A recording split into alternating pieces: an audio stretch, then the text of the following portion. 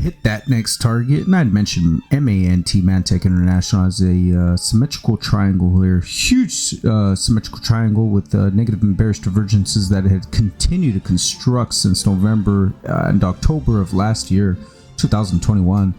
Beautiful symmetrical pattern, uprising, uptrend, primary trend line, beautiful reaction all over the place to validate it, and issued a sell signal.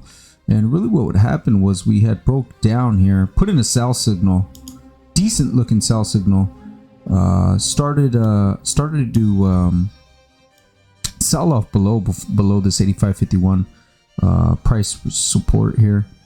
Came back up, had a counter trend rally, back tested, came back out and back tested it again, and really ever since that final back test, that was your final moment to get in right here on this back test. You could set it right here, you know, set some stops up above, and that would have been good for 8.4% drop. Now I hadn't taken it since that 80.51, pretty solid break below that. That's exactly where I started to scale in there, and that was good for a 6.3% drop.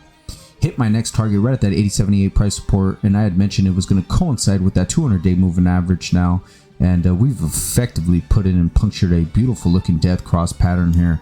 So you know, I could suspect, especially if you're in on the longer term and or leap contracts involved in any of that, you may want to wait. This one could potentially have everyone has different risk profiles, so again, this one could take a little while to play out.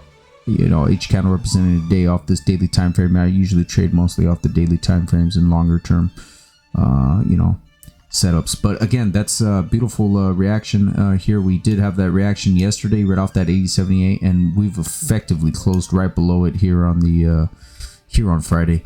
And again, if we can take out this 200-day moving average, punctured that through, I have no doubt in my mind this not only will the gap was going to be backfilled, but if we go and retest that 78.21, I believe really off this primary trend line, I believe it's off the weekly, should be met.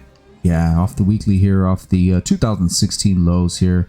Plenty of reaction here to validate this, and I would suspect a revisit off this. You could see this 200 weekly moving averages just hugging right across it, and that's exactly where I'd like to see this one go here. Beautiful arching, gaping crossovers here on the MACD and oscillator, and that's a beautiful looking arch right there. That's exactly what you want to see. So now here on the weekly's just becoming ever so more damaged here, with huge, very beautiful, steep negative and bearish divergences here. So, and you know, I think it actually takes a run for its money. It's been consolidating here since 2019, and a break below this primary trend line here off the 2016 lows will ultimately put in a really big sell signal, in my opinion, off MANT, with all the huge volume profile we have above and the gaps in between of volume price indicators in between.